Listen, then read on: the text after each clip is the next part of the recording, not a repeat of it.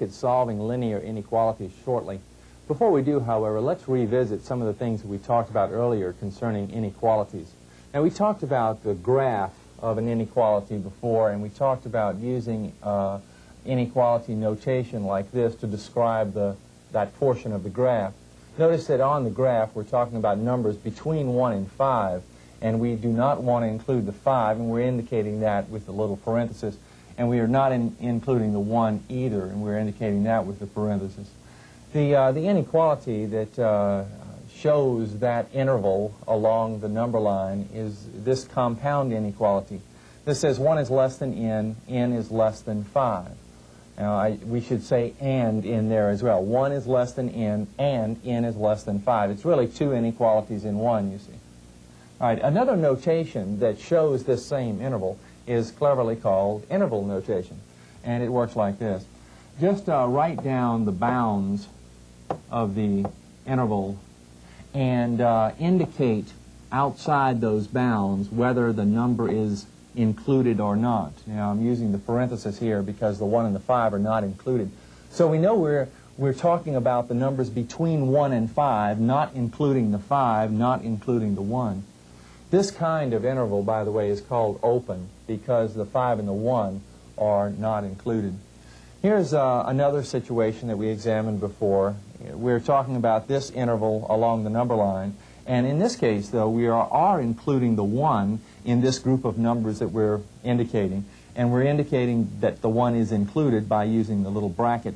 And here we're also including the -2 by using the bracket. Now, here's the inequality that describes this interval. -2 is less than or equal to x, and x is less than or equal to 1. So we are including those endpoints, those bounds, you see. And to indicate that using interval notation, we write, let's see, we're talking about the numbers between -2 and 1. And we want to include the 1, and we want to include the -2. Okay, interval notation. Now, this is called a closed interval. It turns out that this is open, that's closed. If one end is closed and the other is not closed, it's called half open. Well, we also talked about this kind of interval, the kind that goes on forever. It's said to be unbounded, you see. It's 5, 6, 7, and so on out to infinity. Now, we're talking about numbers that we'll label as k here. K is greater than or equal to 5. I know that 5 is included in the interval because I have the bracket symbol here. Now, the interval notation used here is we list 5 and then a comma and the infinity symbol. And notice now we have the open interval notation on this end because there is no last number here for infinity. It goes on forever. And notice that we're indicating that 5 is included as our endpoint here. All right, this one is half open. Now, on this one, we're indicating numbers that are strictly less than 1, you see, from 1 south to the left on the number line. So we're talking about numbers less than 1. We can call them D's. D is less than 1. In interval notation, we're talking about going from -infinity to 1, not including 1, and we never include an endpoint on an infinity symbol. Right, it's important for us to be able to take these three forms of describing the same interval.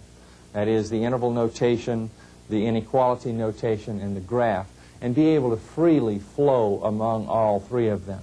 In all of these examples, we've started with the graph, but it's not necessarily so that we'll be doing that in the future. For example, suppose we're talking about the inequality x is less than or equal to 3. Well, let's construct the graph that indicates that inequality. X is less than or equal to 3. Well, we would begin by identifying 3 along the number line, perhaps a couple of other points just for reference.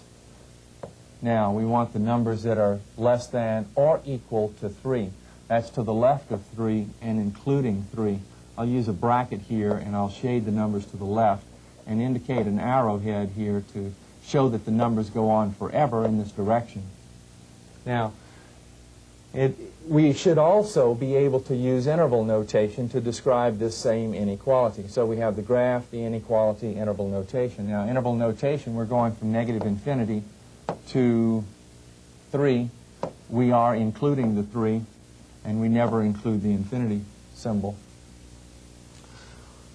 Notice here we want to take this graph and we want to indicate the inequality that's describing this interval, and then we'll use the interval notation. Well, let's see, the graph. We're going from 3 to 7, and we're including the 3 and not including the 7. So it appears here that 3 is less than or equal to the numbers we're talking about. Let's call them n's. And these n's are less than 7.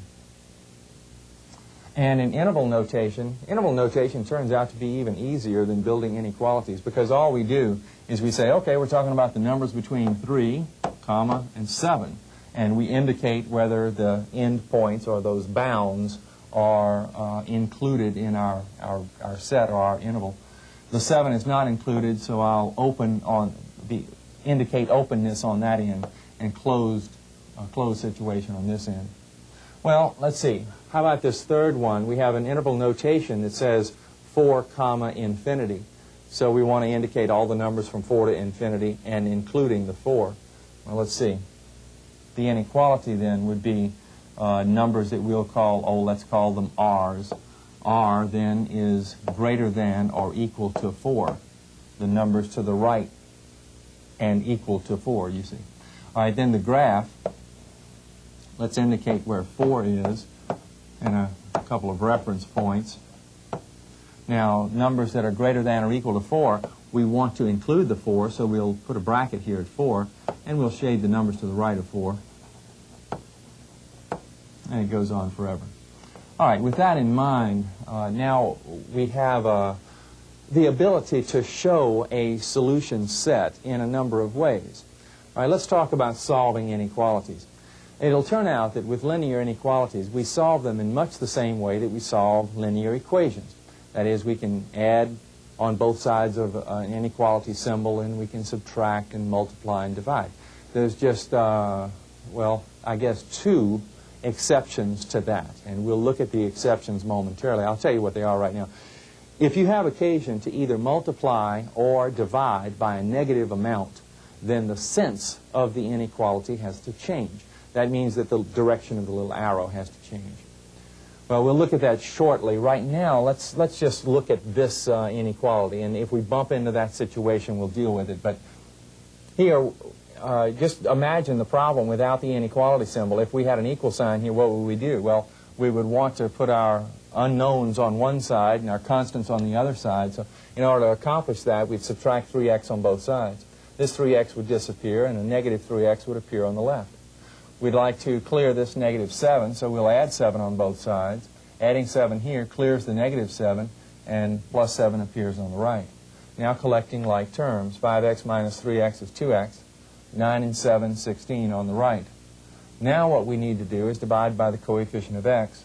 That coefficient is 2. Dividing by 2, we find x to be greater than 8. Now, x is greater than 8. We have an inequality that is being described here. We could also construct the graph. We could also use interval notation, as we saw earlier. But understand that we're talking about an awfully big set of numbers that make this original inequality true. The idea of solution here is very similar to the idea of solution with equations, and that is that we're looking for a value of the letter that causes the inequality to be true, and we simply want to list them all. And now checking it is somewhat challenging, isn't it? Because we can't very well replace x with all of the numbers that are greater than 8. However, what we might do, just to make sure that what we have makes some sense, is choose 1 or 2 numbers larger than 8 and plug them in and see if we have truth. Now, if x is 10, you see we'll have 5 times 10 minus 7. Now, 5 times 10 is 50. 50 minus 7, 43 on the left. And we want to see if that's greater than 3 times 10, 30. 30 plus 9, 39. 43 is greater than 39, so we have truth if x is replaced with 8. Okay, so this is a reasonable, it's reasonable to assume that very likely be a solution. All right, let's consider another situation here. Suppose we have this inequality. Now, notice where we are led in this problem. We would isolate the x term by subtracting 4 on both sides. Then collecting on the right, we would get -1. Now we have the occasion to divide by -2. Here's what we need to write. When we divide on the left by -2, and we're going to indicate the division of -2 on the right, it turns out that we change the sense of the inequality, or change the direction of the arrow. And we'll talk about why in just a moment, but to finish it out, we get the cancellation here and we find x is greater than 1/2. Greater than 1/2. Well, we could choose a number and see if we have truth here. 1 is greater than 1/2. Let's see what 1 does up here in the inequality. 4 minus 2 times 1 would be 4 minus 2, or 2. 2 is less than 3. Yes, that's true. Okay, now why is it that we need to change the sense of the inequality? Well, look at this situation. Suppose, now we know that, that 1 is less than 5. Look at what happens if we multiply by, just say -1 on both sides. 1 times -1, is that less than 5 times -1? Well, 1 times -1 is -1. 5 times -1, -5. Is -1 less than -5? No. You see, what happens when we multiply by -1 is that we are really creating the opposite of the number that we had before. And on the number line, when we look at the opposite situation and throw a number way over on the number line to its opposite, we are changing their relative positions. We are changing their order. And so we have to change the sense of the inequality. All right.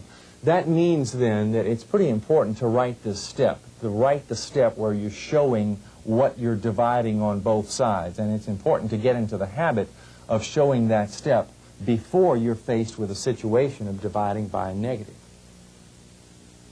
Here's an inequality involving a fraction. We approach it in the same way that we would approach an equation involving a fraction, and that is, our pattern, our prescription, is to multiply through by a common denominator to clear the fraction. Well, let's see.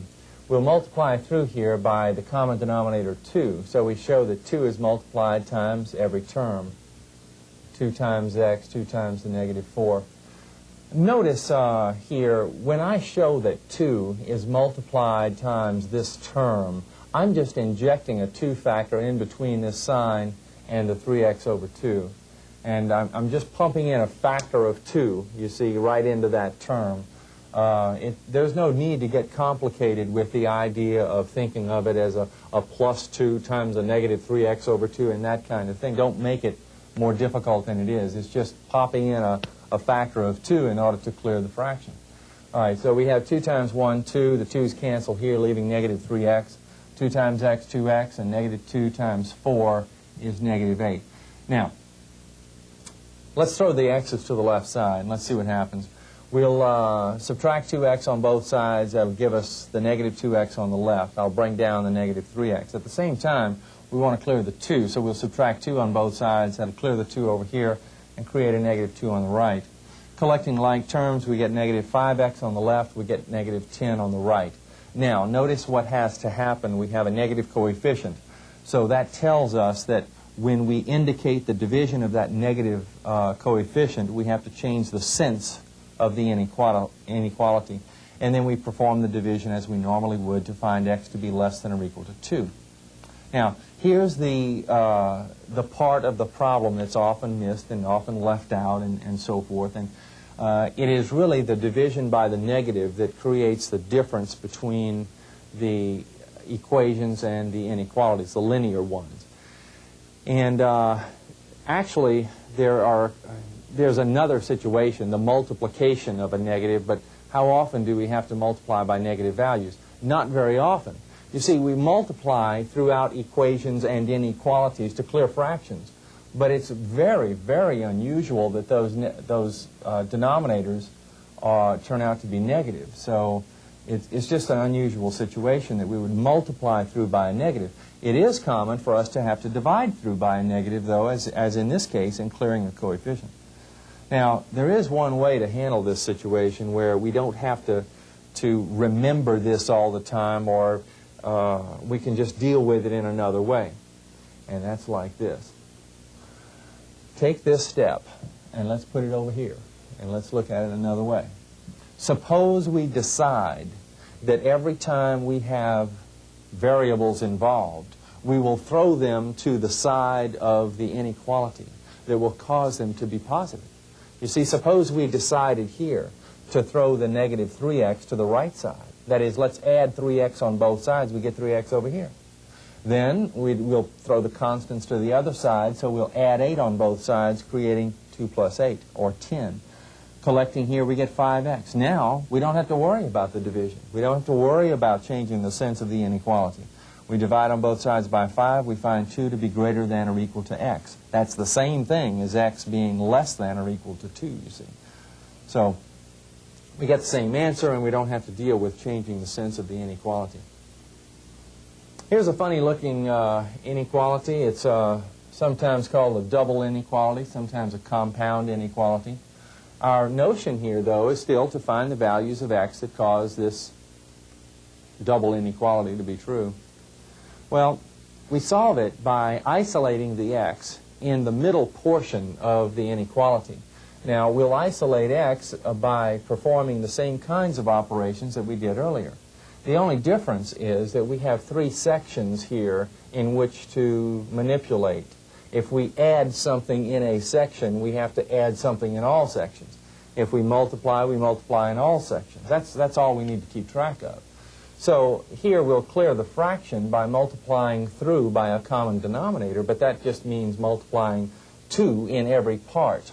You see, so it's 2 times 0, 2 times this fraction, 2 times 5. Now the 2's, of course, cancel here, leaving x plus 3. 2 times 0 is 0, 2 times 5, 10 on the right. Now we want to clear the 3. Well, to do that, we'll subtract 3 in all parts. So here we'll have 0 minus 3. When we subtract 3 here, we're left with x.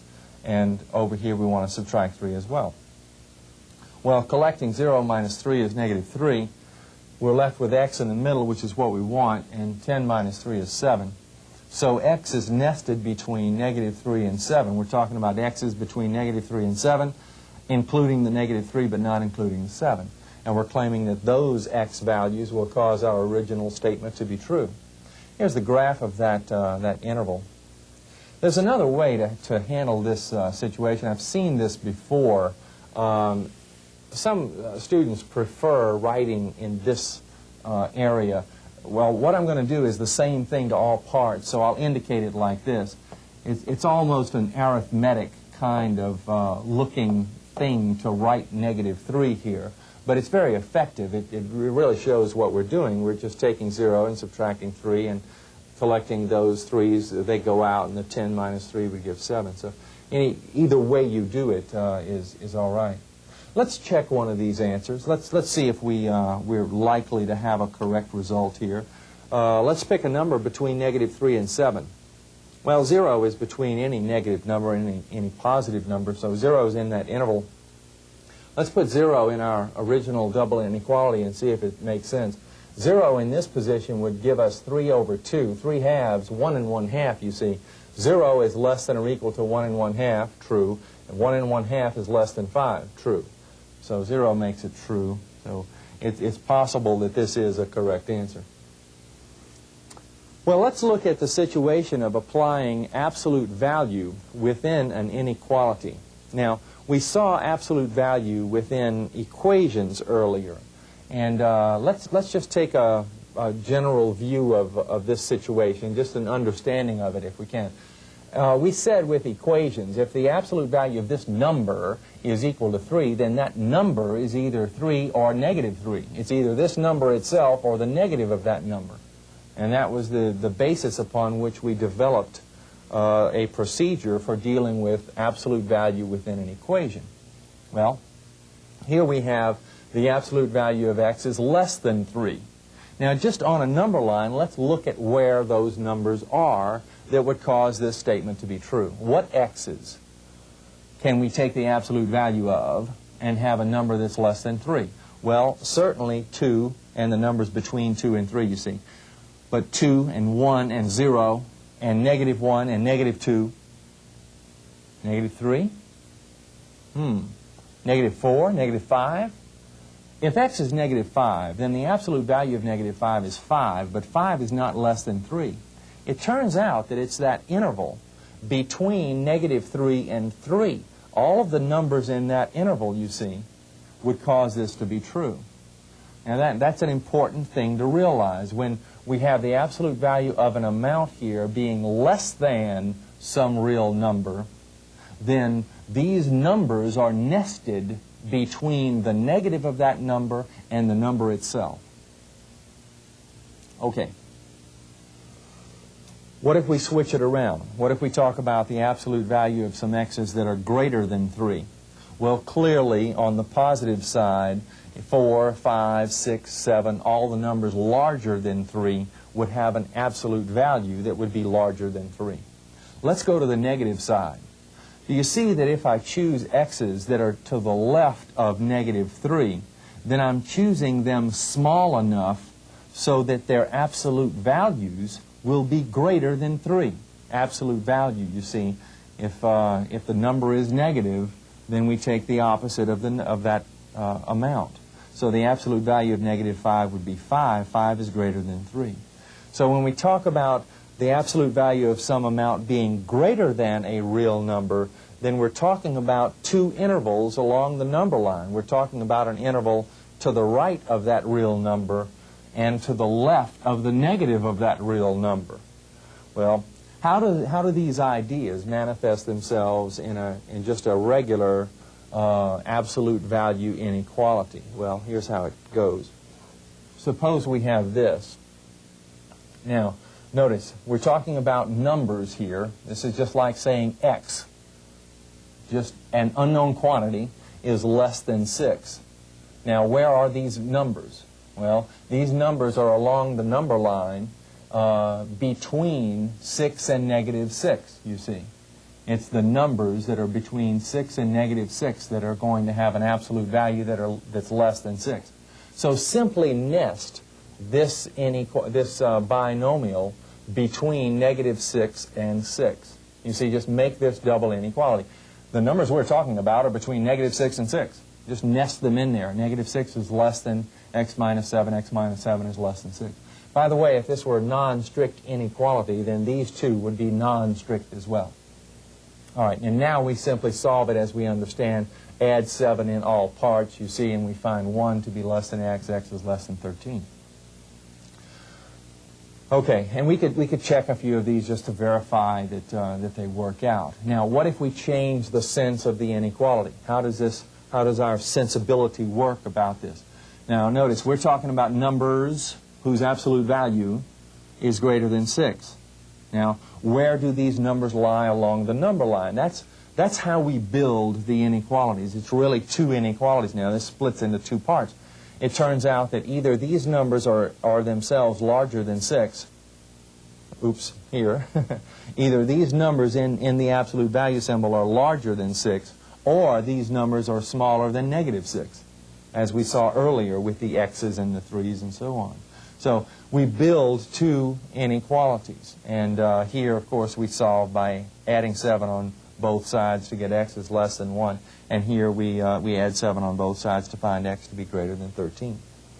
Now, I've had students develop some interesting procedure here to deal with this problem. The situation of dividing into two cases is very similar to the situation of dividing into two cases involving absolute value within equations.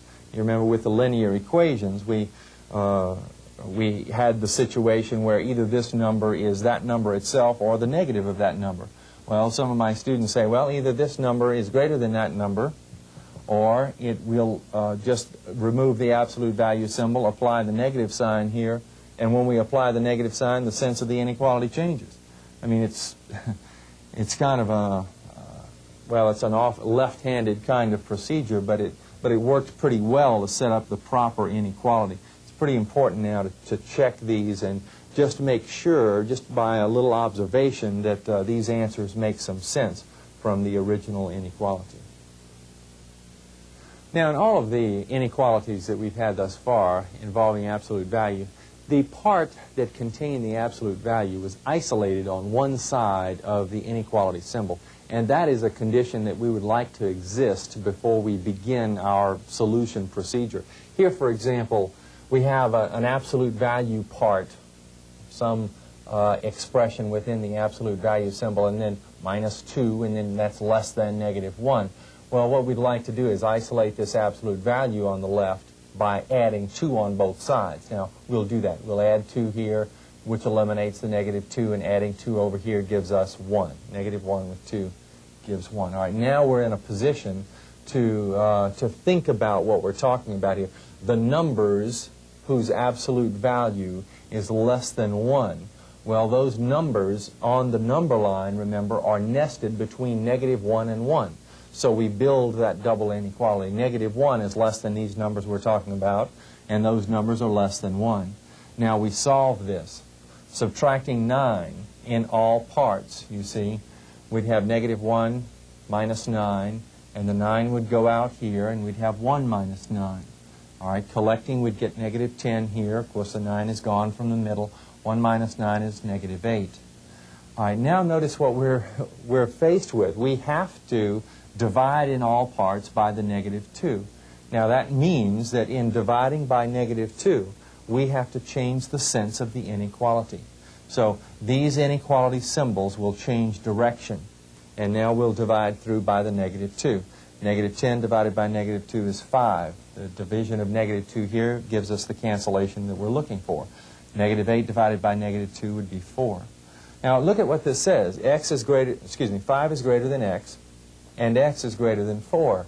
So the x's that we're talking about, the numbers that solve this inequality, are between 5 and 4, or 4 and 5. They are the numbers in the interval between 4 and 5. So 4.5 would be one of those numbers, and 4.1 would be one of those numbers, and 4.8 would be one of those numbers. So it's just the numbers in that little tiny interval that solve this problem. Here's another situation that's rather similar, in that we need to clear this 3 coefficient before we go through the routine of splitting into cases or building a double inequality. Well, dividing on this side by 3 would clear the 3. Dividing over here by 3 would give us 3. 9 divided by 3 gives us the 3. Now, we have a similar situation that we had over there. Some number's absolute value is less than or equal to 3. Where are those numbers on the number line? That's the way to think about it. Those numbers are nested they're nested along an interval between -3 and 3. And that's what we build here. We build a double inequality to indicate that situation. The numbers that we're talking about are nested between -3 and 3. And we simply solve the double inequality. Now to do so, let's see, we'll subtract 4 in all parts. Subtracting 4 here. Subtracting 4 here, the 4 goes out. Subtracting 4 out here. Now collecting, we get -1 on the right. On the left, we get -7. Now notice again, we're faced with a situation where we have a coefficient that's negative. So we are forced to divide throughout by that negative amount. And it means this. I'm showing the division in all cases here. And notice that the sense of the inequality changes in both parts. All right, so once we do the division, now this is negative divided by negative is positive, and this is 7/5. It might make a little more sense in terms of viewing the number on the number line by writing this as a mixed number. I'll write this as 1 2/5. 1 2/5 is a little easier to think about than 7/5. At any rate, we get the cancellation here that we're looking for, leaving x, and negative divided by negative is positive, and this is 1/5. So the x's that we're talking about here are between 1 2/5 and 1/5.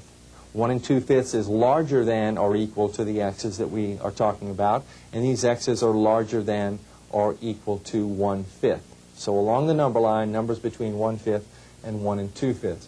Now, what number is between 1/5 and 1 2/5? Well, if you think about where that interval is on the number line, then we understand that 1 is in that interval, and we could actually try 1 in our inequality up here and see if it makes sense.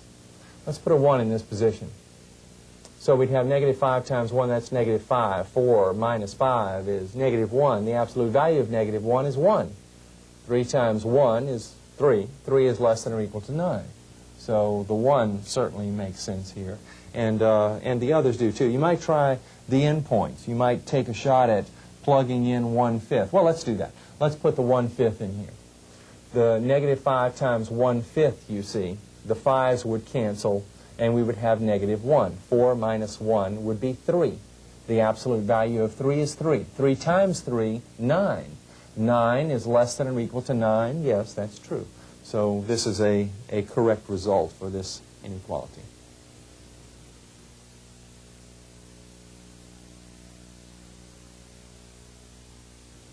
Let's examine some other types of inequalities now. This inequality is a quadratic inequality. Now remember, with quadratic equations, our preferred method of solution was to factor. And we begin the solution to the quadratic inequality in a similar way. Factoring here, we get x minus 3 times x plus 1. Now, identifying the values of x that cause each factor to become 0 doesn't give us the solutions here, but it does give us what's called critical numbers. Now, we'll talk about why these are called critical numbers in just a moment, but first let us understand the nature of this structure. We're multiplying two numbers and we get a value that's less than 0. That means negative.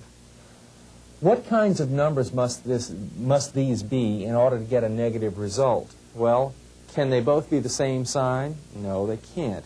Plus times plus, you see, positive times positive would give a positive result. What has to happen here is that one of these factors has to be negative and the other positive for us to get a negative product. They can't both be negative or both be positive.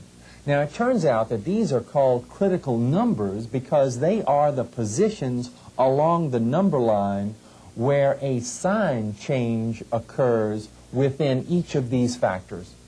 Here's what I'm talking about. Examine this region of the number line. Now, just take a number like, for example, 5. Now, let's examine the product. 5. 5 minus 3 is 2. 5 plus 1, 6. 2 times 6, 12. You see the idea, the numbers aren't as important as the signs are, you see. For numbers out here, this product or this factor is positive and that factor is positive. They're both positive. So when they are multiplied, we get a positive result. And therefore, the product will be greater than 0 and not less than 0. So the numbers that are in this region of the number line turn out to not make our inequality true. All right. Now, what happens when we hit 3? Now, what we're doing is, just look at this factor, the x minus 3 factor. If we're marching along the number line, we're at 5. 5 minus 3, you see, is 2. 4. 4 minus 3 is 1. We're at 3. 3 minus 3 is 0. Now, when we march to the other side, we get a number a little bit smaller than 3. Well, a little bit smaller than 3, minus 3, negative. You see, that's the position on the number line where the sign of that factor changes when we go from one side to the other. And a similar thing happens here. When we march along the number line and we cross over this point, that rascal changes sign as well. All right. The idea here, now, we can choose numbers in this interval as well and plug into the product to see if we have truth. But it turns out here that the way we solve these is really by simply taking one number that is in each of the intervals that are formed here by using these critical numbers. The critical numbers, you see, subdivide the real number line into 3 intervals. The interval out here, the interval in between, and the interval out in this direction. And it turns out that if one number in the interval makes the original inequality true, then every number in the interval makes it true. If one number makes it false, then every number in the interval makes it false. So all we have to do is check out one number in the interval. All right, let's just take one number out here. We can take, well, we've already done that. We did it with 5. We could have taken 10 or 100 or 1,000, you see. Let's take a number in the interval between -1 and 3. the nice thing about having an interval that crosses 0 is that we can use 0, and it's usually easy to plug in. Well, let's use 0. 0 with -3, you see, would give -3. 0 plus 1 would give 1. Now, the numbers aren't terribly important here. This is negative, that's positive. When we multiply a negative number times a positive number, we get a negative result, less than 0. Truth. So our answers then are indeed in this interval. Now, since we have we have a strict inequality here, it turns out that the interval will be open. Now, examining numbers out in this direction, a big negative number. Big negative number, -3, negative. Big negative number, +1, negative. Negative times negative is positive, so the numbers out in this direction don't work. Okay, so what we're doing is identifying by factoring critical numbers. We identify the critical numbers on a number line and allow those critical numbers to subdivide the number line into intervals. We choose one point on each of the intervals, and we use that as a test point. All right, here we go. Let's do this one. Now, in this one, notice that we're going to begin by factoring. And in order to factor and in order for this procedure to work, we need to isolate 0 on one side of our inequality. So here we'll subtract 12x on both sides and get this. Now, factoring, we snag out a common factor x, and it's x times this trinomial. Now, factoring the trinomial, we get x plus 4 times 2x minus 3. The value of x that causes each factor to become 0 are called critical numbers. All right? The value of x that causes this factor to be 0 is 0. The value of x that causes this factor to be 0 is -4. The value of x that causes this factor to be 0 turns out to be 3/2, which is 1.5. Now, I'm listing it as 1.5 because 1.5 is easy to identify along the number line. All right, all we need, really, is the relative position of these critical numbers along the number line. Because all we aim to do is just choose a convenient number in each interval. Now, notice here, with 3 critical numbers, we have 4 intervals to check. The interval out here, that's 1. Interval here, that's 2. Another interval, 3, and the one out here is 4. All right. What about the interval to the right of 1.5, larger than 1.5? Let's pick the number 10, you see. Now, it's equivalent. We can check the original inequality if we want to, but since these are equivalent to one another, we just as soon check the factored form. Because after all, we're going to want to identify the sign of each of these factors, you see, to tell whether their product, the product of these 3 will be greater than 0. All right, well, how about numbers that are big, big, big? Big, big, big, positive. A big number plus 4, positive. A real big number, double it, take away 3, still positive. Positive, positive, positive, greater than 0 when we multiply them, yes. So the numbers in this interval make the inequality true. All right, I have a strict inequality here, so I know that the 1.5 is not included. By the way, why do I really know that? Let's use 1.5 in here. 2 times 1.5. You see, that would be 3 halves. This would be 3 then. 2 times 1.5 would be 3. 3 minus 3, 0. We chose. These are numbers that cause each factor to be 0. If we have 0 for this factor, then 0 times the other factors would give 0. 0 is greater than 0 is false. So that's why the critical numbers themselves do not work. All right, a number that is in this interval between 0 and 1.5, the convenient number here would be 1. Well, let's see. 1 makes this positive. 1 here, positive. Positive times positive, positive. All right, so far so good. 2 times 1 would be 2. 2 with -3 would be -1, so this is negative. Positive times negative, negative, negative greater than 0, no. So the numbers in this interval don't work. What about between 0 and -4? Let's try something like -1. -1 makes this negative. -1 with plus 4, positive. Okay, negative times positive, negative. Now, -1 times 2 is -2 with -3 makes this negative. Negative times negative, positive, greater than 0, yes. And so the numbers that are in this interval will work. So this is part of our solution set. Now, when we testing the ones out here, they do not work. We have the numbers that are in this interval and the numbers that are in this interval that are solutions to our original inequality. How do we list them? Well, we can list them this way. We can say, okay, with interval notation, we can say the numbers from -4 to 0, not including the endpoints, you see, interval notation, along with this set. That means union.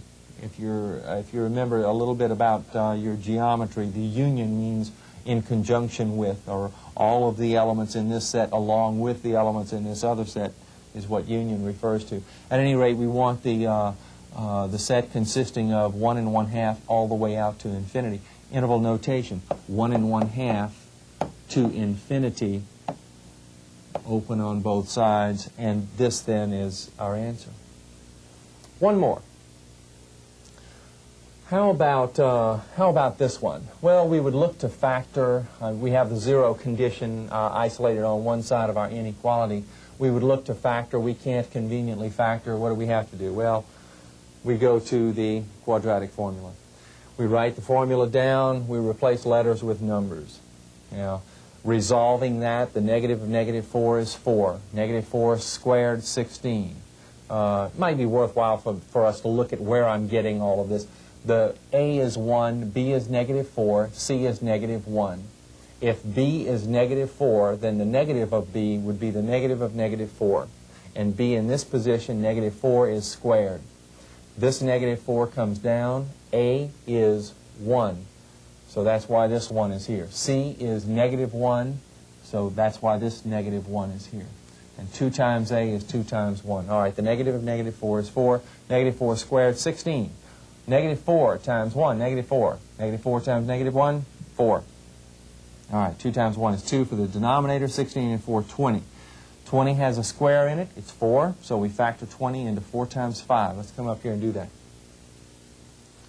Here we have, let's see, under the radical, 4 times 5, the square root of the 4 gives us a 2 outside of the radical. Now, factoring in the numerator, we get 2 times 2 plus or minus the square root of 5. The 2's cancel, leaving 2 plus or minus the square root of 5. Now, all of this work that we've done is simply to identify the critical numbers, which give us the critical points on the real number line, which allow us to divide it into intervals. All right, let's see. The critical numbers then are 2 plus root 5 and 2 minus root 5. Now, these are not as easy to identify along the number line as regular rational numbers are, or integers would be, but we can certainly approximate the square root of 5 with a calculator and add 2. You can approximate it in your head too, can't you? I mean, the square root of 5, let's see, 5 is between 4 and 9. 4 and 9 are squares, you see. The square root of 4 is 2. The square root of 9 is 3. It's a number between 2 and 3. So add a number between 2 and 3 to 2, and you get a number between 4 and 5. You see, so the approximation here is 4 and 2/10. Here, 2 minus the square root of 5, negative 2/10 is a good approximation. All right, let's identify those points on a number line. Here they are. Now, all we want to do, we're just picking their approximate position, you see, because we're going to choose a number in each interval to act as a test point. All right, out in the to the right here, we could choose any number that we'd like. We could choose a number like 10. All right, let's do that. Now, we need to go all the way back to the original problem, it turns out, in order to test that point. All right, here's our original inequality. If we use 10, or 1,000, or whatever we choose, 10 squared, 100, minus 4 times 10, that's minus 40. You see, so that would be 60. Minus 1, 59. 59 greater than 1? Excuse me, greater than 0? Yes, of course. So the numbers in that interval will work. So we're talking about this interval then. Now, we had a strict inequality before, so we're talking about an open interval here. All right. In this interval, we have 0. All right? Since 0 appears in this interval, let's use it as a test point. Back over here. 0 squared, 0. Negative 4 times 0, 0. These two terms go out. Negative 1 is greater than 0? No. Negative 1 is less than 0. So 0 is not a solution, and neither is any number in that interval a solution. So no numbers in this interval will work out. What about the numbers out here? And it turns out that the numbers out here are solutions, and we would end up shading that region of our number line. And it's an open interval. Now, what we want to indicate is the union of this set of numbers and that set of numbers, or the union of this interval and that interval. So using interval notation, this is, let's see, 2 plus root 5 would be this point. You see, the interval indicated here is 2 plus root 5 to infinity. All right, and of course we have the open interval notation here. Union with this interval, which is from negative infinity to this position, which is 2 minus root 5. All right, so the union of these two sets becomes the answer to this inequality. Some inequalities turn out to have some rather unusual solutions. By unusual, I mean the solution set might be non-existent. There might be no real numbers that make the inequality true. On the other hand, maybe all real numbers make the inequality true. Let's look at an example here. X squared plus 1 is less than 0. Now here we can't factor the sum of squares, but we would like to know the value of x that causes this part of our problem to be 0, because the value of x that causes this to be 0 will be our critical number. All right, so to find out the value of x that causes this to be equal to 0, let's set up an equation. Now, notice that we can solve by subtracting 1 on both sides and extracting square roots. We get x is equal to plus or minus the square root of negative 1. Well, the square root of negative 1 is I, an imaginary number, you see, not a real number. So there's no real number that causes this part of the problem to become 0, or that factor to become 0. We can think of it that way. That means that there is no critical number, and that means that any number on the number line can be a test point. And the results of the test will tell us whether all real numbers solve the inequality or do not solve the inequality. It's either kind of all or nothing here. Well, if this is true, I mean, if we have no critical number, we can choose any point that we'd like. Let's choose 0. 0 squared, 0. 0 plus 1, 1. 1 is less than 0? No. So, no real number makes this true. All right, what if I change it around? What if I make it greater than 0? Well, we would go through the same thought pattern here, the same routine, the same logic. We would find x to be an imaginary value. There's no real solution to this equation, so there's no critical number. That means we can choose any number on the number line as a test point. All right, let's choose 0 again. 0 squared, 0, plus 1, 1. 1 is greater than 0? Yes. 0 works, so every number works. Every number squared plus 1 is going to be greater than 0. So the solution would be all real numbers. Well, there are some other quirky kinds of things that can happen with the inequalities. For example, we could have only one point being our solution set, or perhaps all but one point being the solution set, and that kind of thing. But what we need to do is simply think through the situation logically. Just use the same thought pattern that we used here, and we'll come out with the correct result. Have a look at this problem. This is an inequality involving a fraction here. Now, we'll follow the same logic pattern that we did before. That is, we want to identify critical numbers. And to do so, we identify the values of x that cause each factor to become 0. Now, it's important here to set this kind of problem up in this format. One fraction on one side of the inequality, 0 on the other side. That's very important. All right. Another thing that we'll note near the end of the problem is that we have a non-strict inequality here for the first time, and we'll see how that plays a role. All right, the critical numbers, the values of x that cause each part to become 0. 1 is critical because it causes the numerator to be 0. 2 is critical because it causes this factor to be 0. Negative 3 is critical because it causes that factor to be 0. All right, critical numbers. We identify them on the number line. Those critical numbers subdivide the number line into 4 regions or intervals. This region or interval, that interval, this interval, this interval. Okay, we choose a test point in each interval. Actually, we don't need to choose a specific point. It's the idea of the sign reference that we're after. You see, we can say, okay, let's choose a real big number out here, a number a lot bigger than 2, like 1,000 or something. Real big number minus 1, big. That means positive, plus. Real big number minus 2, big number, plus. Real big plus 3, big, plus. All right, plus, plus, plus.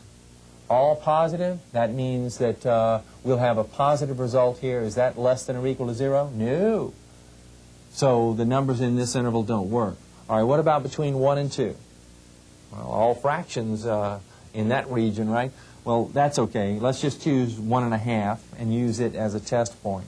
And again, we're just identifying whether that test point makes each part positive or negative. It's the positiveness and negativeness that we're really looking at here. 1 and 1/2 minus 1, still plus. 1 and 1/2 minus 2, negative. 1 and 1/2 plus 3, positive.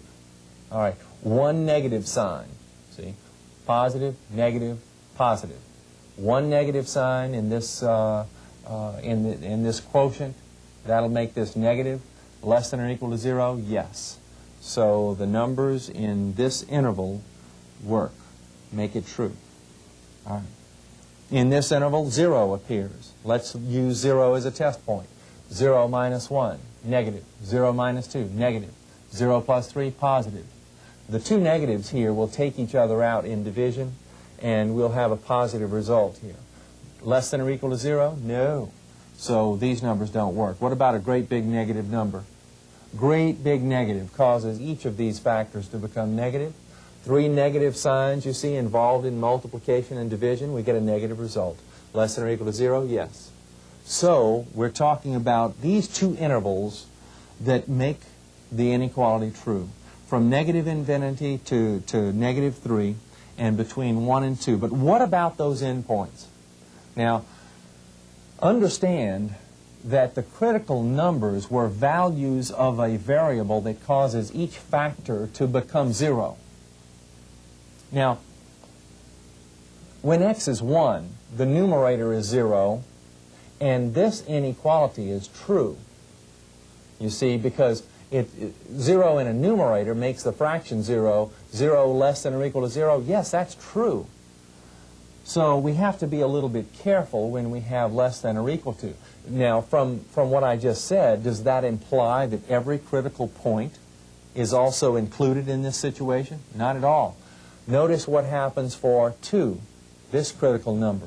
If x is 2, we have 2 minus 2, or 0, in a denominator here, you see, and we can't have that situation. That's an undefined situation. So 2 is not a part of our solution set, nor is negative 3. Okay, so the critical numbers themselves have to be tested individually when we are talking about a non-strict inequality. Right here, the 1 is a solution, but the 2 is not a solution because the 2 caused the denominator to be 0. The 1 caused the numerator to be 0, and that's okay. All right, so it's the interval from 1 to 2, including the 1, not including the 2. The interval from negative infinity to negative 3, open on both sides. Here's another one involving fractions. Now, notice in this one, though, we have a fraction here, and we have another term that's not a fraction. Actually, we could think of it as a fraction 3 over 1, couldn't we? The point is we have to bring this together. We have to have one fraction on this side of our inequality. So what we're going to have to do is identify a common denominator and bring the two terms together. Well, we do that by thinking of the 3, first of all, as 3 over 1. And I'll kick out the greater than or equal to 0 a little bit to show what we're going to do. Of course, the common denominator is x plus 2, so it needs to be injected into this denominator. We'll multiply by x plus 2 over x plus 2. And parenthesis will help us see what we're doing in the numerator here. 3 times x plus 2 is 3x plus 6. And x plus 2 times 1 is x plus 2 for the denominator. Now that we have common denominators, we bring together the numerators. And it's important to think of this numerator as though it has parentheses. I've put them here for emphasis because it's the negative of all of this. And therefore, we need to change both of those signs. All right, let's collect now. X with negative 3x, negative 2x. 12 with negative 6 is 6. All right, now, in this numerator, we can leave the numerator in this form if we want to, because we could probably identify the critical number just by looking at it like this. Or we can factor further. Take out the negative 2, and we have x minus 3, you see, as a distinct factor. Now, the values of x that cause each factor to become 0 are 3 for this factor and negative 2 for this factor. So 3 and negative 2 are our critical numbers, and they represent the critical points on the number line. All right. Here, our critical numbers, the points on the number line. Notice that these points subdivide the number line into 3 intervals, this interval, this one, and this one. So we'll just choose a test point in each interval and plug that point into the original inequality or an equivalent form. Here, let's just take a big number, a great big number out here, any big number at all. Big number, back over here. Now look at big number minus 3. That's positive. Big number plus 2, positive. Negative 2 times this positive number will make this negative. Divided by positive, negative. A negative number greater than or equal to 0? No. So the numbers along this part of our number line do not work. What about the numbers between negative 2 and 3? Well, notice that 0 is in that interval and is an easy test point. Let's put 0 into that inequality. Let's go back. 0 with negative 3 is negative 3. Negative 2 times negative 3, that gives us a positive result in the numerator. 0 with 2, 2. So positive divided by positive, positive, greater than or equal to 0, yes. So the numbers in this interval cause our inequality to be true. Now, it'll turn out that the numbers in this interval do not work. Let's examine now what numbers we're talking about here. We know all the numbers between negative 2 and 3 will work. But what about negative 2 and 3 themselves? Well, it turns out, now, the denominator down there is x plus 2.